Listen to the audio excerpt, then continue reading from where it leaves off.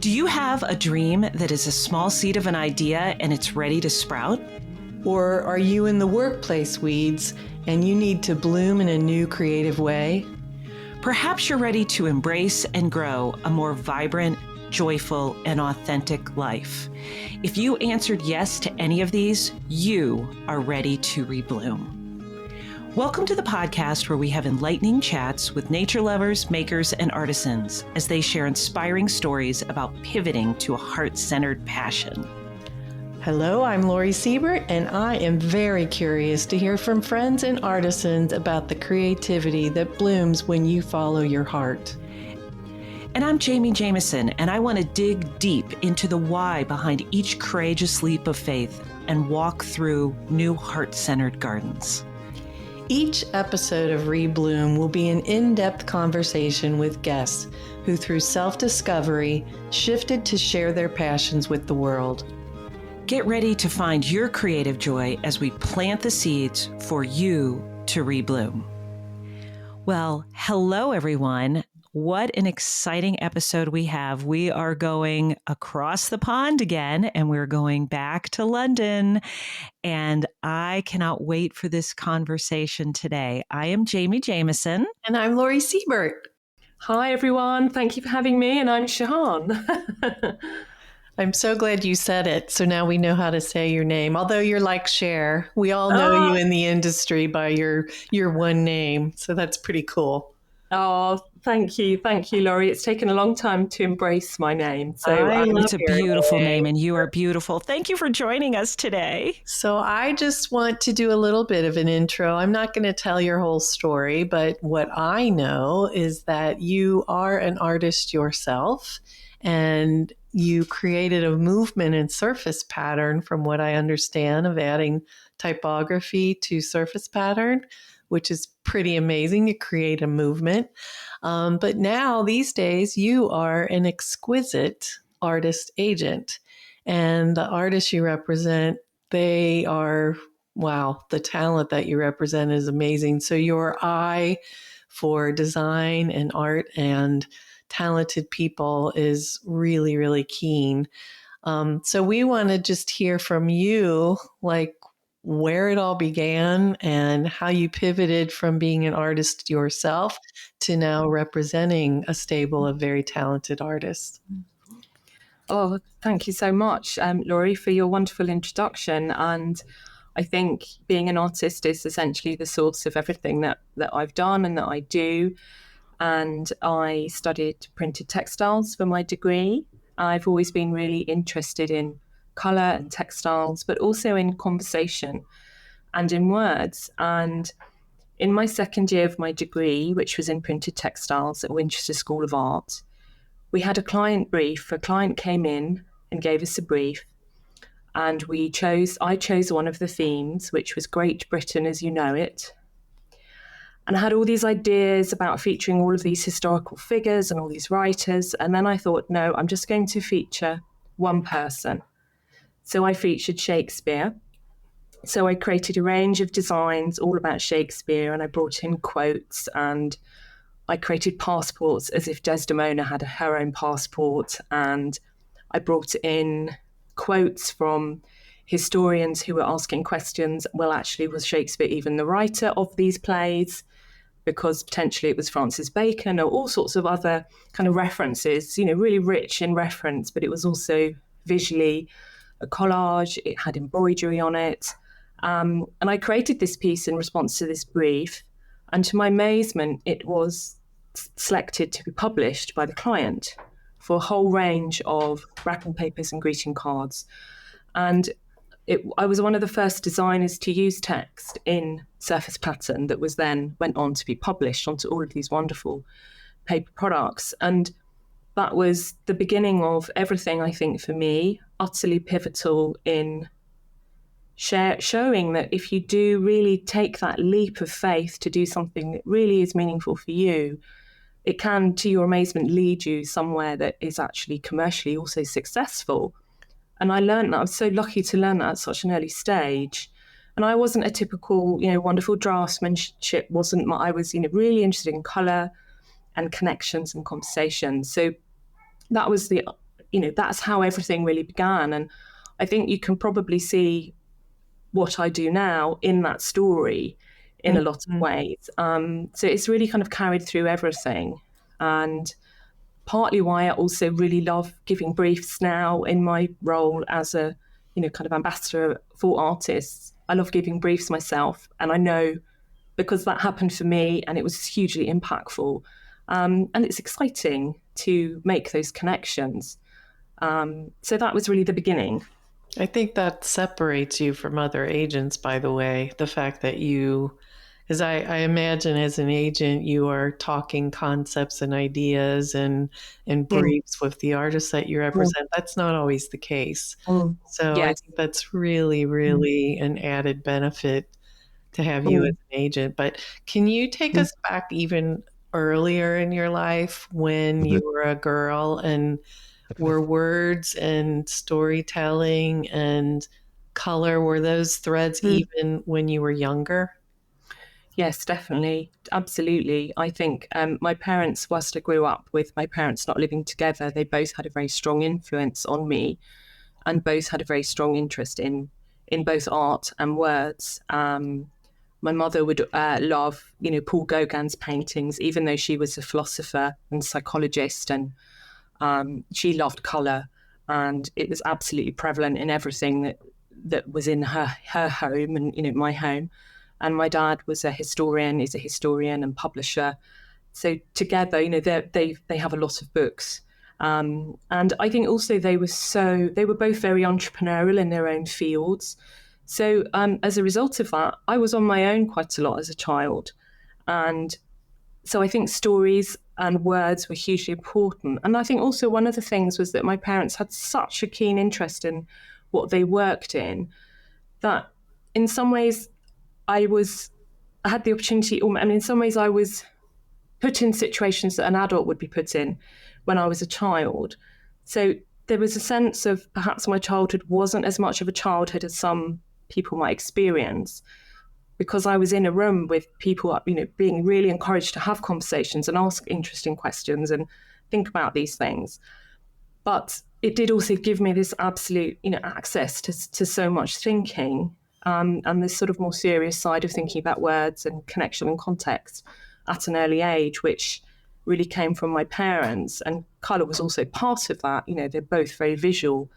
So it's not, I don't feel that there was a loss for me, but, things aren't black and white, and we have an extreme of one thing and less of another. So it's all the magic of, everybody's experience is completely different. But yeah, I hope that answers your question. Yes. It does. And I love the fact that, it's your environment. I love that your mother, when you refer to her home, had all the color in it, even though she was a philosopher and so probably had a very challenging job too, as a therapist. You said a therapist as well, but your dad, I love the word. I love how those two worlds kind of came together for you as a young child, and maybe you didn't even know it, but yeah, absolutely. And funnily enough, within the whole Shakespeare context, my mother firmly believes that Shakespeare wrote those plays, and my father firmly believes that Francis Bacon wrote those plays. So not only did I grow up with separated parents, and it wasn't particularly, it was challenging, but also they had utterly different views around something that one might think everybody agrees on, Were they having that conversation about Shakespeare as you were growing up, or did that come up when you decided to do that project and use that theme? Well, interestingly, it came up with them both. They would both independently talk to me about it, because they separated when I was 4 years old. So I didn't see them have conversations with each other, but they would independently have that dialogue with me. So I was that, when you have a history test at school and you're asked, who wrote Romeo and Juliet? Yeah. Because of my environment, I was that precocious answer. Well, it was Francis Bacon. It kind of, you look back and wow. But it was, they would. I think it was just really important to both of them that this issue, this question about Shakespeare. So it's something that really landed with me. I think that, wow, there's this question about these books, and we've got these two people have completely different opinions around that. That's fascinating. And when you look into it, there's even more potential contenders for the writer of those plays than those two people. Wow. It's fascinating.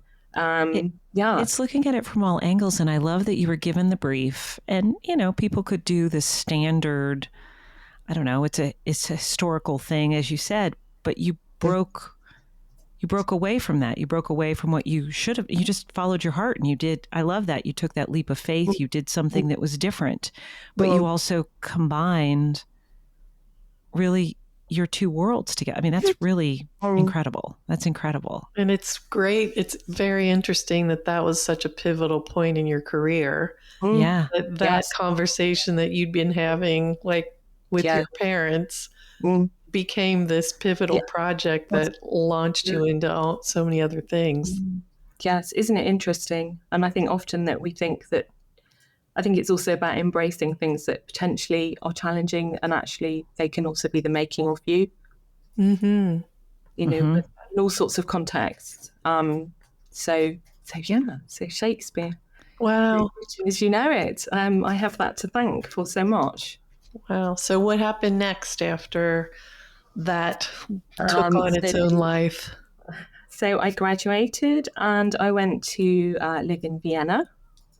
I've always wanted to live in another country and learn another language.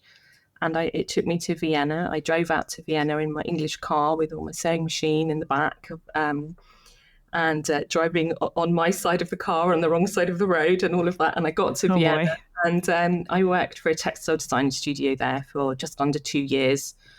And they gave me free rein to do what I wanted, which was great, because I don't think I would have managed it in potentially a more restrictive studio at that time. And they licensed my work predominantly for textiles, fashion and furnishing textiles, and paper products. I did really particularly well in paper products. And that was a wonderful experience. And they were a small business, so I did get a really good insight into, that atmosphere of setting up your own business. And I met some wonderful people there and eventually learned some German. So, were you painting by hand at that point? Doing the repeats all by hand, or was it on the computer? Yeah, that's a good question. We were putting things roughly into repeat. They weren't excruciatingly exact for the repeats, which was brilliant. And I know a lot of furnishing studios at that time were, but because this design studio was also doing quite a lot of work for fashion, which was generally not in repeat at all, we had that real freedom, which was great. But yes, I was doing monoprinting and, using ink and bleach. But predominantly I was focusing on the collage and the embroidery, because that enabled me to bring in more words. The paper collage, that was me back to bringing in some wording. And actually one of my most successful designs that I designed while I was in Vienna has lots of old German handwriting collaged into it that I bought in the flea market in Vienna. Mm-hmm. And to this day, I don't know what it says, because it's in an old form of German that nobody could understand it. Even the people in Austria would say, "What does this mean?" And nobody knew. And that was interestingly another first. It was one of the very first designs that had gold embossing on it and gold foiling. And that was in the early 90s. So it was kind of the beginning of that whole wording thing, and it was the beginning of using all the gold, which is something that I love. Interesting. Yeah. I love that people couldn't even read it. And, I think we often see, and I think script is going to be a dying art form, a dying form, period, that our kids aren't going to do that anymore. That's a whole nother conversation. But, it's interesting when I see handwriting, I always feel as if you can hear the person speaking to you. And I think that's why people feel so connected to that. I wonder if you feel the same way, and that's why you're drawn to it. You can, even though in that particular example, you didn't know what they were saying, but it's almost as, that there's words, there's a person behind it. Absolutely. Yeah.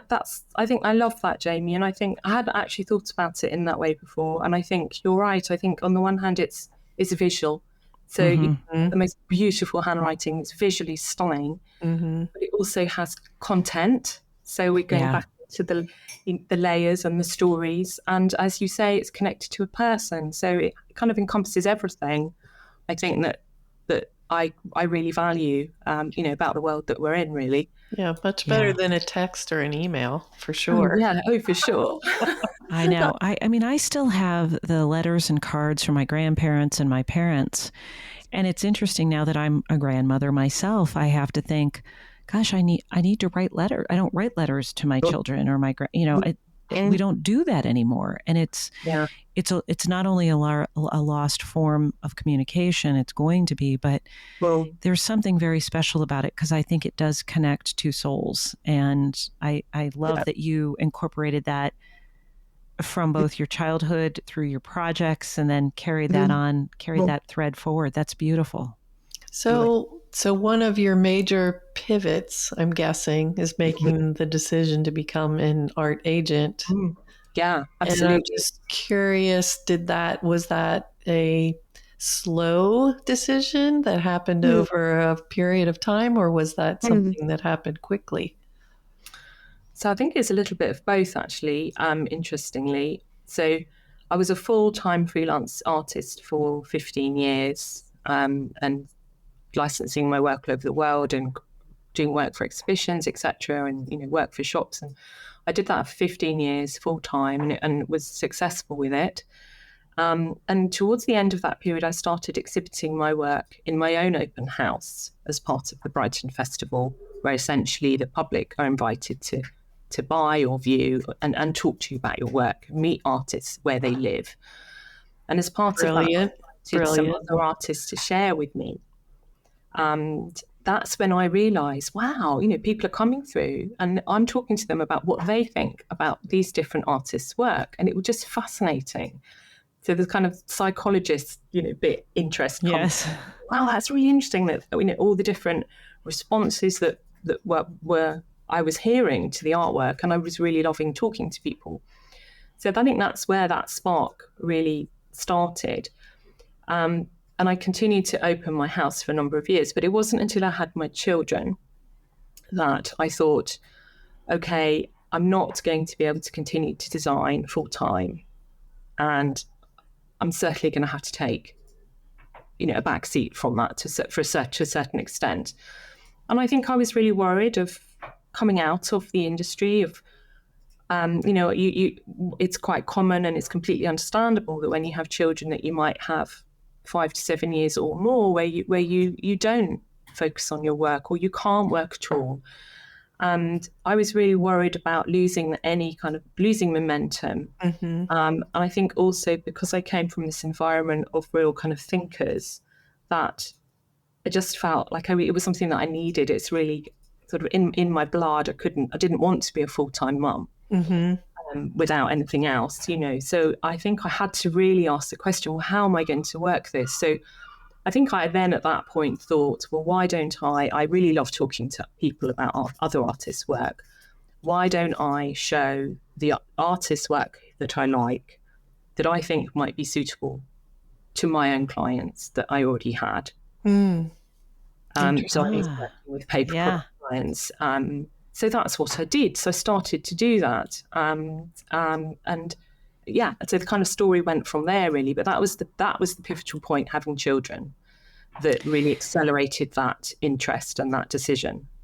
I love that. And, I think one thing that I'm sort of taking away from that little pearl that you just gave everybody is that oftentimes I hear many women hold on, they get a little territorial about their careers, information.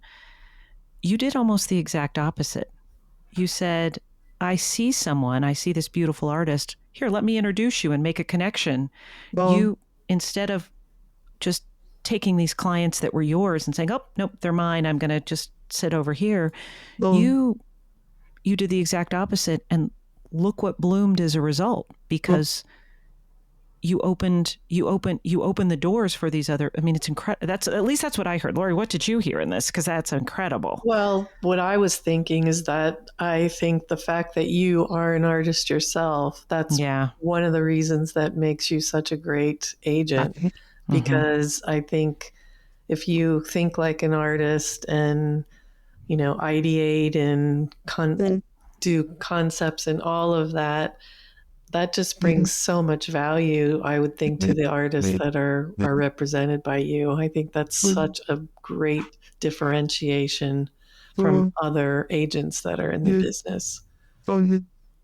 Thank you. I appreciate Yeah. that. Thank you. I mean, you see the talent and then you connect people to the talent. And what an interesting way to start, and particularly when you have children, because again, there's natural pivot points. We were talking in another podcast about seasons, and we all have seasons in life. And you have to naturally pivot often. Seems we women pivot a lot more, but we won't talk about that. But let me ask you this. Did you continue to do your art? Did you continue to, even just privately, not maybe necessarily commercially, or a little of both during that time? Yes, I did initially. Yes, absolutely. Yeah. And I think also that in doing the new things, I felt and saw an opportunity to continue to still be creative in new ways and other ways, and to ideate and come up with a concept. It's still, I feel that I'm still applying that creative spirit and thinking, and also still today. So, and I think also that when you've been working as an artist for a long time and you've had a lot of success as well, or in some way, however you define your success with something, that it can sometimes still feel a little bit repetitive. Mm-hmm. And I wonder what I would have done with that if I hadn't had the children and I hadn't made that decision. Would I have gone and done an MA, or how would I have then developed from what I'd been doing? And I think it's really important as creative thinkers that we really recognise that one of the wonderful things about creativity is that we're doing something new. Yeah. And Tell me, for our listeners, because, and Lori and I know, but I'd love you to just talk a little bit about what it is like to be an agent. Tell us a little bit about what it's like in your creatively, and tell us about what you do a little bit.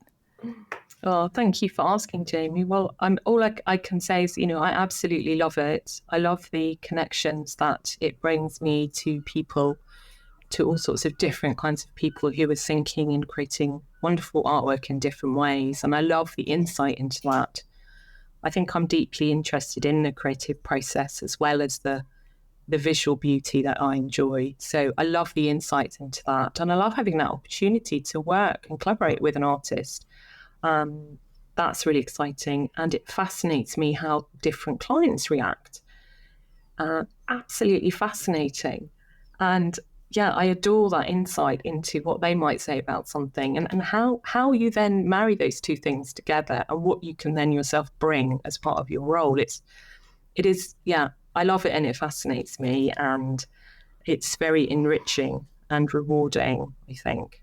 So, yeah. I feel like, sorry. Go ahead. Go, Laura. I was just going to say, I feel like coming from an intellectual family, it seems like you really enjoy research and just ideation and all of that. And you do a lot in the challenges. You give weekly challenges, correct? I too love research and all of that myself. Do you feel that that is, well, I know for me the answer, but do you feel that that's equally as creatively fulfilling, doing that research, coming up with those ideas that you're then sharing with another artist and seeing how they interpret that? Yes, I think I do. Yes, because I think to see that visual response to something that you've thought about and you've created that seed, and to see that response done in so many different ways, it's yeah, definitely. I do find that hugely rewarding as well. I love that part. Like when I was doing challenges every other month on Instagram, I love seeing how people's brains work.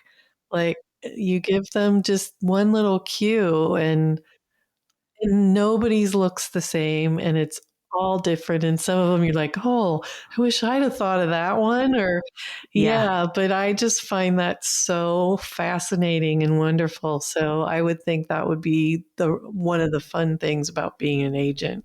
Oh, definitely. I think it's a wonderful living. I'm sure you found this from when you've done your own challenges. It's a living, breathing kind of organic thing, and it's there, and I'll see something and it will give me an idea for the next prompt, and Yeah. actually with one of the set of prompts that I did, I had everything planned out. I'd even done all the newsletters apart from the extra background info. And then I saw something and it took me that somebody had created, and I put all of those completely to one side and went in a completely different direction and realized, wow, this is a real kind of, give and take, reactive, direct. It was really interesting how the challenges work, I think. Let's take a quick minute and thank our amazing sponsors. Our podcast is proudly brought to you today by Jet Creative and UrbanStems. Jet Creative is a women-owned marketing firm committed to community and empowerment since 2013.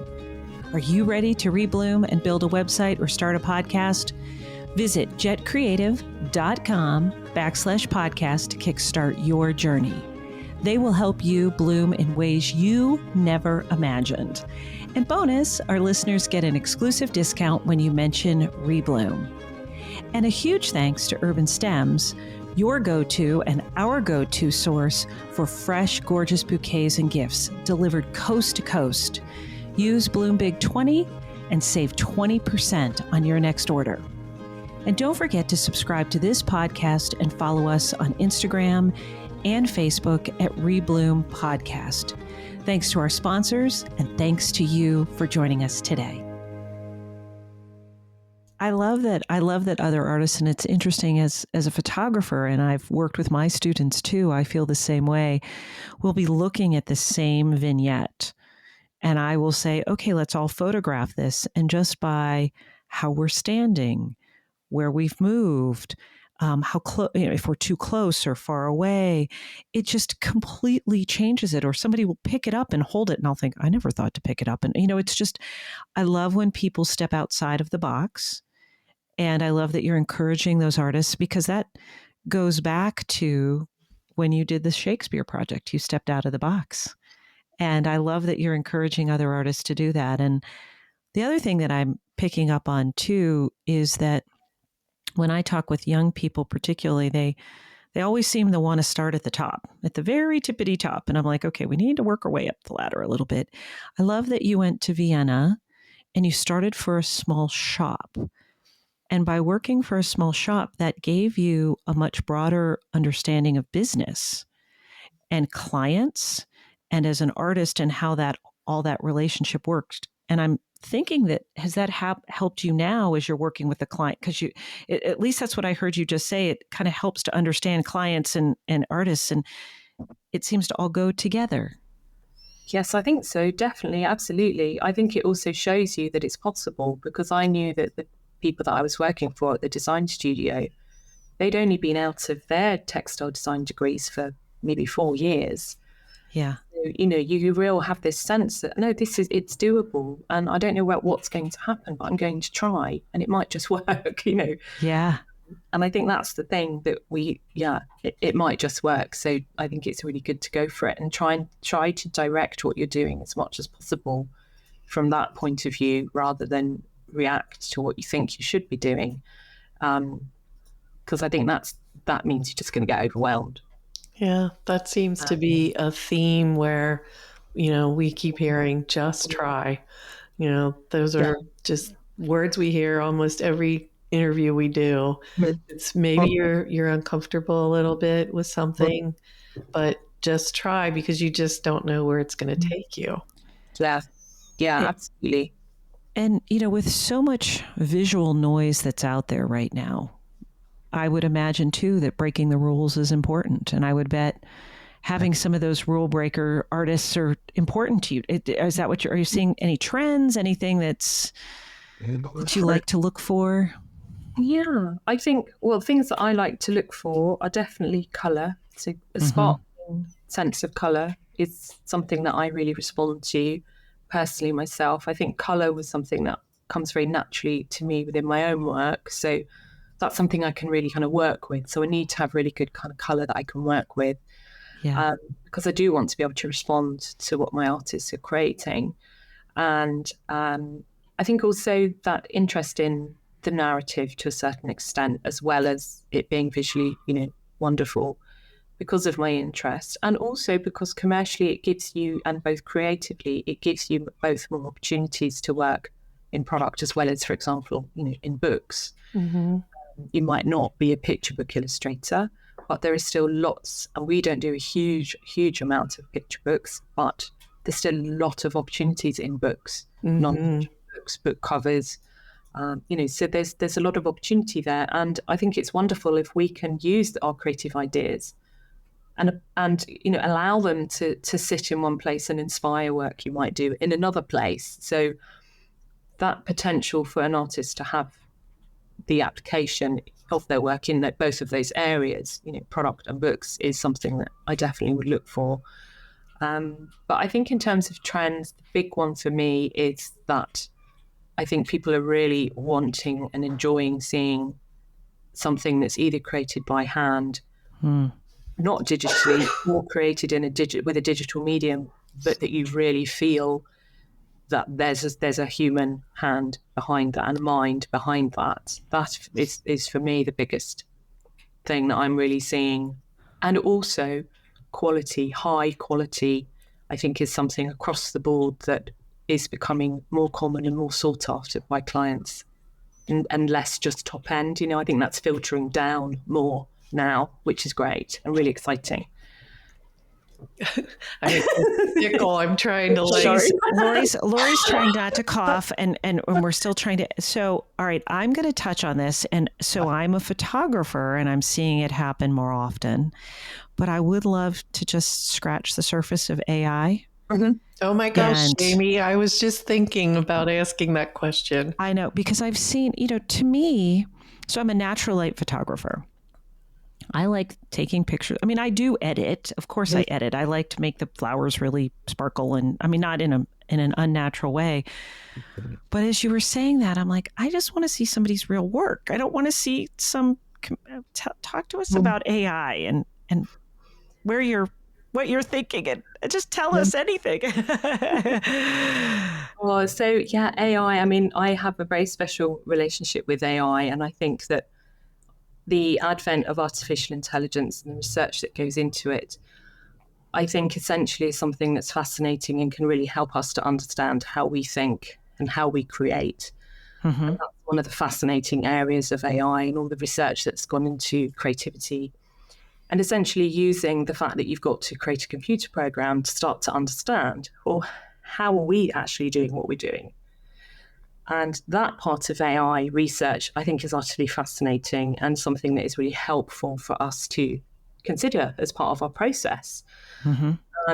And I think that there are some artists and there are some programmers collaborating with artists that are creating really interesting art with really a lot of value and content. And that, I think, also is hugely interesting and fantastic.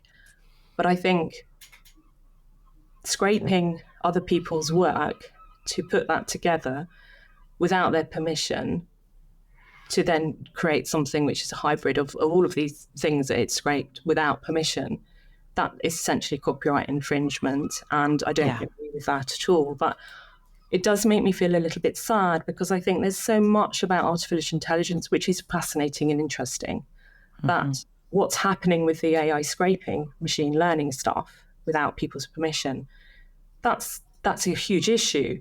But it's in reality, if we take a step back, there's a huge amount of other benefits and values for artists, and with the philosophical discussion of art that AI really brings to the table of value. And I don't want that to be lost, because that is really exciting and important work.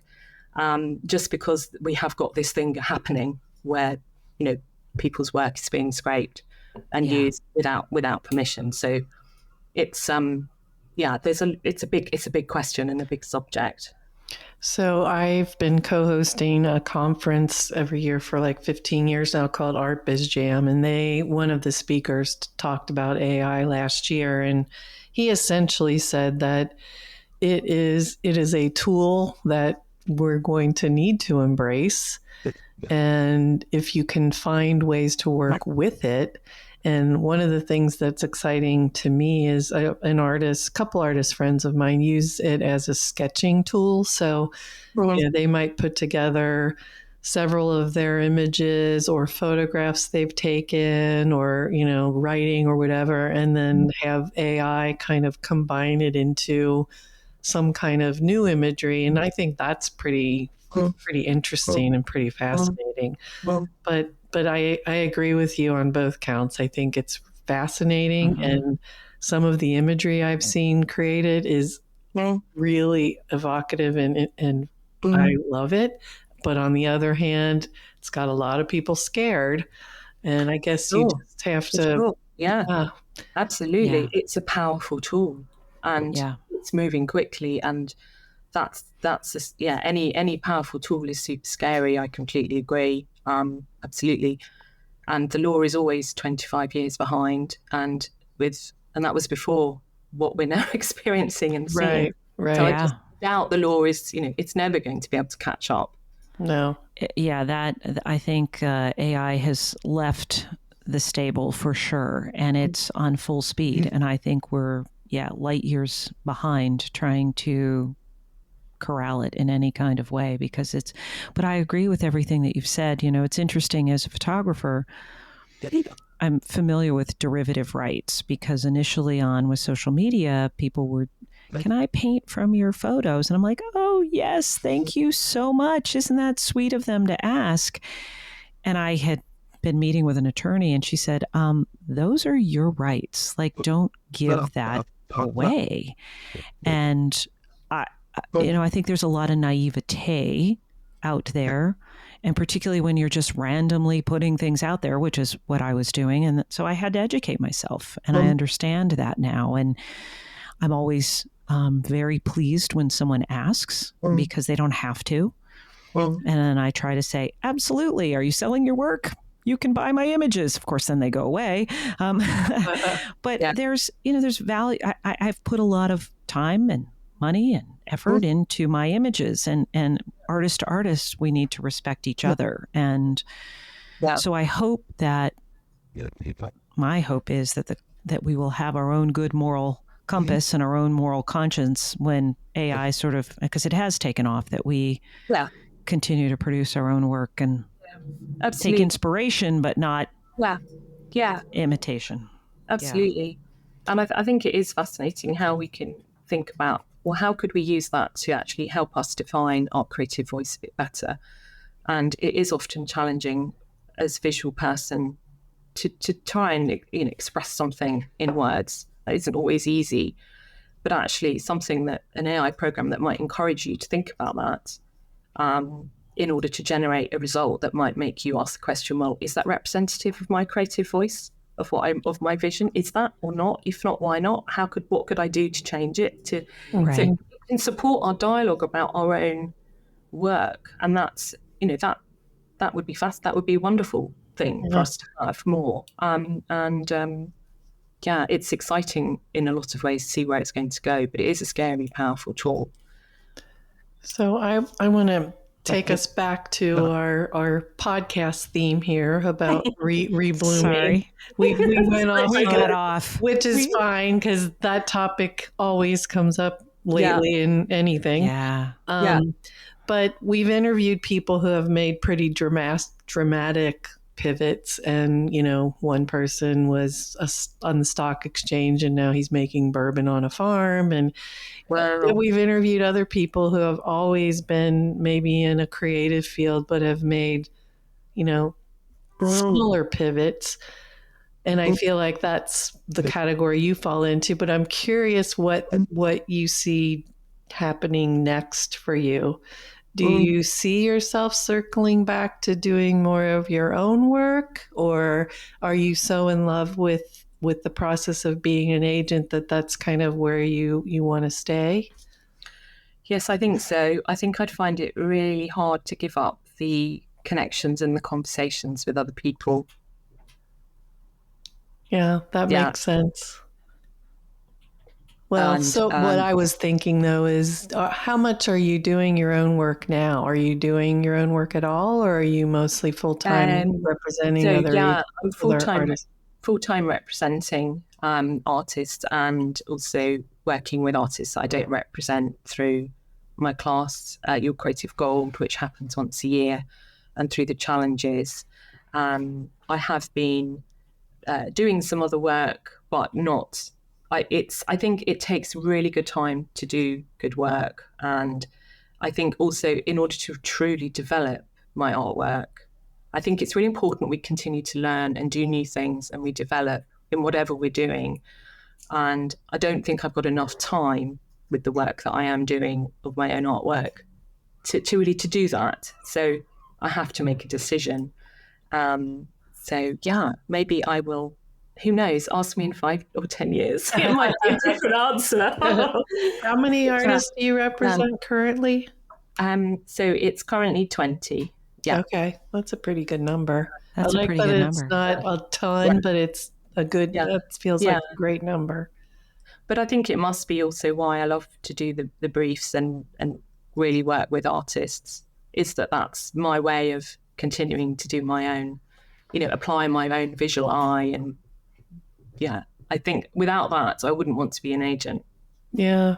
Yeah, for sure. And that is the thing that I think differentiates you. I truly believe that. I mean, well, we won't go into that conversation. But it's neat to see how you've rebloomed, and it's interesting. One of the earlier things that you mentioned in the podcast was that you were a young child, but you were brought up in a rather adult environment, which I was brought up in an environment where I think we always went to, we were part of the gatherings, and I don't know, we spoke like little adults, I guess, when we were children. But I loved the connections, and it's interesting that you've transitioned to something that gives you full-time connections. Because as an artist, sometimes it can be a little lonely, and you want to talk to people. And it seems like you've got the best of everything right now. You're more art directing, or you're looking at people's work and helping them to be creative. They're doing the work, but you're helping and making connections and conversations. And I want your job. It sounds amazing. Oh, well, you're very welcome to come and work with me. I need all this. I think now we need to go to London. Lori and I keep inviting ourselves with every guest to all the different places we need to go. I'd love to welcome you in London. No, it's lovely. It's lovely.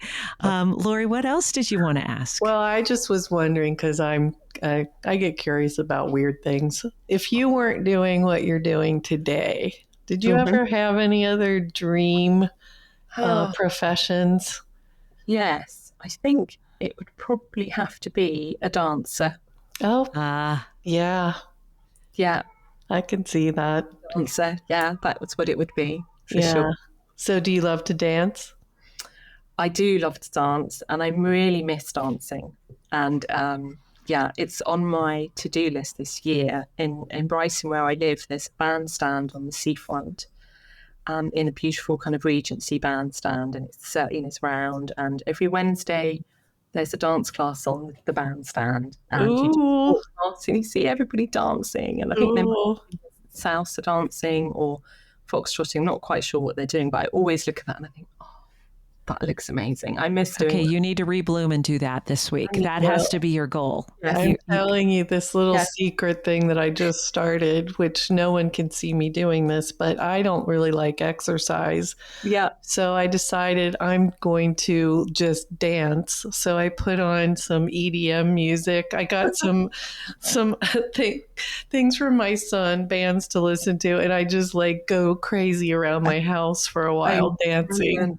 Oh, lovely. Oh, when's your next dance? I'll come and dance with you, Yeah, Laurie. Lori, I feel like that might go viral. I don't know, Laura. I think Lori's already had some viral videos. That might be it. I'm not posting my moves, but Brilliant.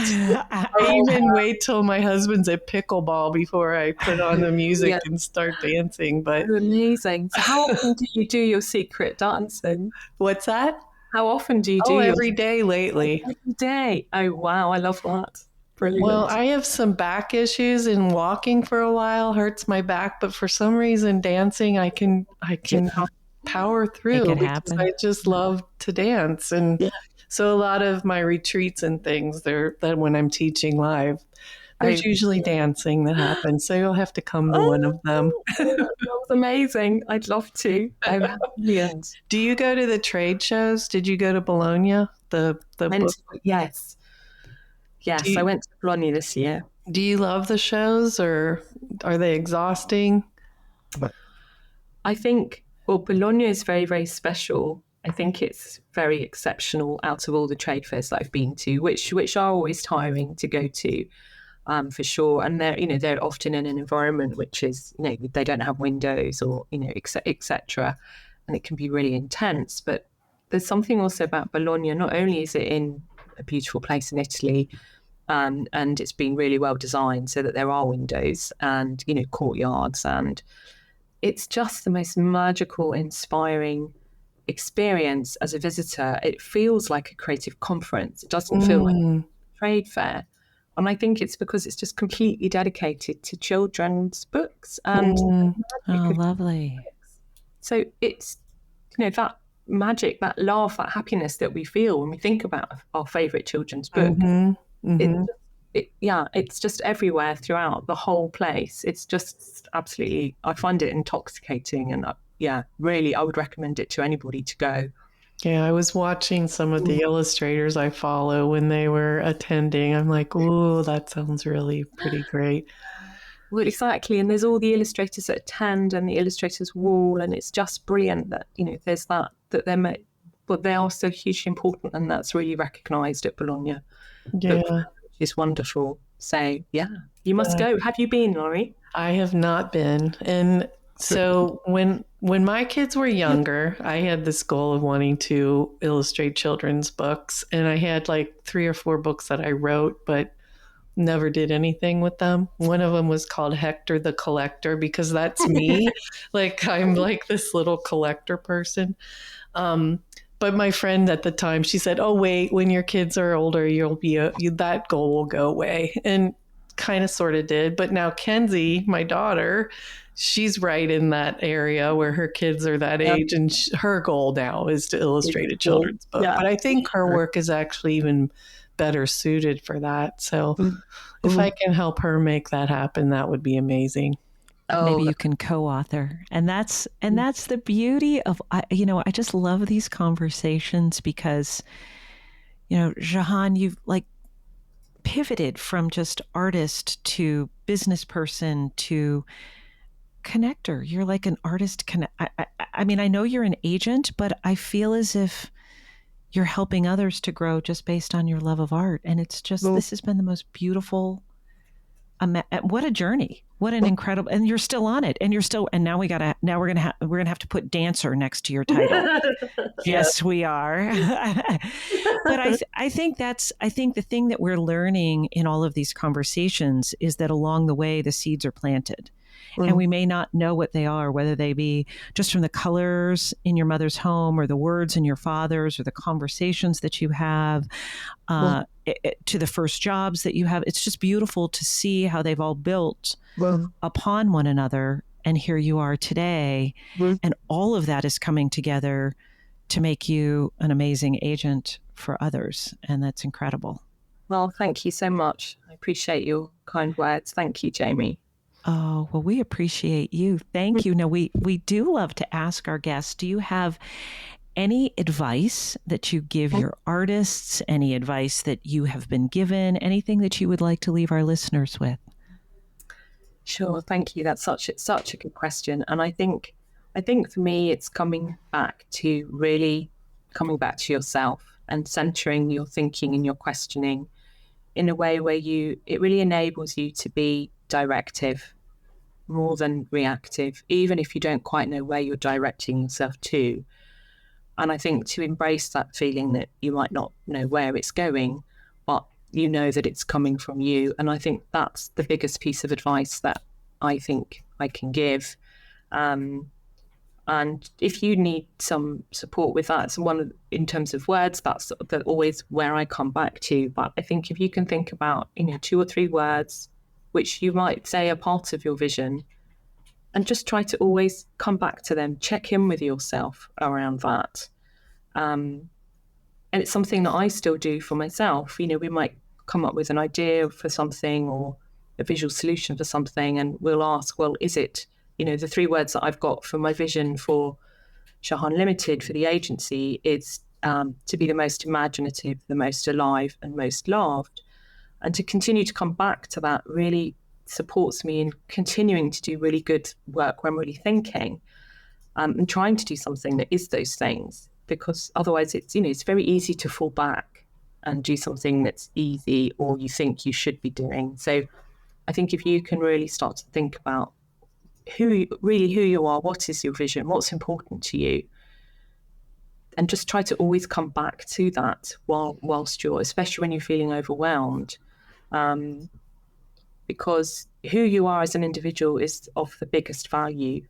And that's what I want people to really pursue, that concept of, really embracing themselves as individuals. And that's what really brings value to the world. And that's what sets us apart from the machines.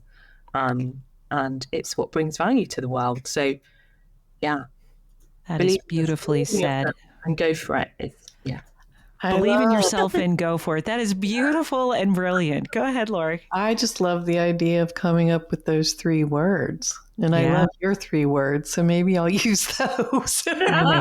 We always walk away and we're like, okay, now we need to go do that. But it's brilliant. And I think it's always a theme. It's your authentic self. And it's look in your own heart.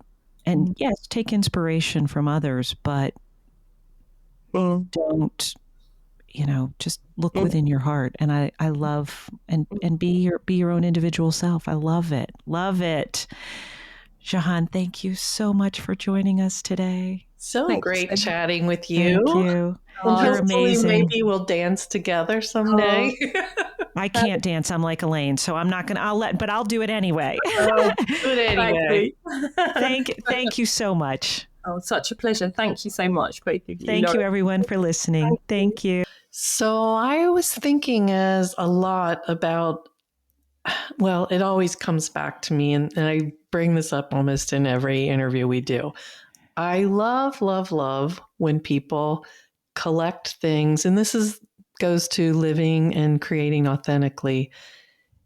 Jehane collected those moments with her parents and loving the color around her and the learnings that she had in that environment. And that got plugged right into the work that she created that ended up propelling her onto the next thing and onto the next thing. So I love that idea of, not everyone has that experience. No, not everyone grew up in her home and lived that life. But she took those seeds and those things and funneled it into her work. And that's what made it special. And that's what made it stand out. And it was different from what everyone else was doing, because she used the words being reactive versus being directive. Right. She was being directive because she was falling back on the things that she knew. Just like what they say about write what you know for writers. Right. The best work comes when you're writing something that you know about or you've felt something about, because it's authentic.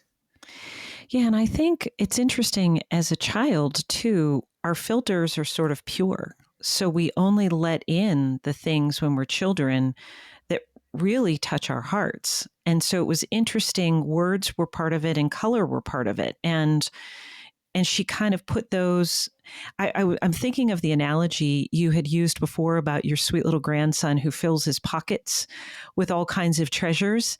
It's almost like if we listen, we all fill our hearts with treasures. and we carry those with us. We don't have to empty them out. And if we kind of circle back to them throughout our lives, I think we find that they're always there. And I loved that she took, there was a continuity in all that she did. And it was, whether it was communication or words or color, and it's started as a child, but it's still with her today. And the encouragement of others. I mean, what a beautiful career. Yeah. Yeah. Yeah. Aren't we? We are so lucky to have these conversations. This is the best. Aren't we? Oh my gosh. All right, pack the bags. Now we're going abroad. Oh my gosh, she's amazing. Well, in London. We are. Hey, thank you everyone again, and peace, love, and rebloom. Until our next episode, we look forward to seeing you. Bye-bye.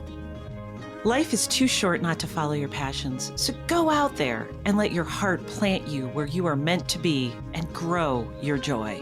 We will be right here sharing more incredible stories of reinvention with you. Make sure to subscribe to our podcast so you never miss an episode of Rebloom. Until next time, I'm Jamie Jameson. And I'm Lori Siebert. Peace, love, and rebloom, dear friends.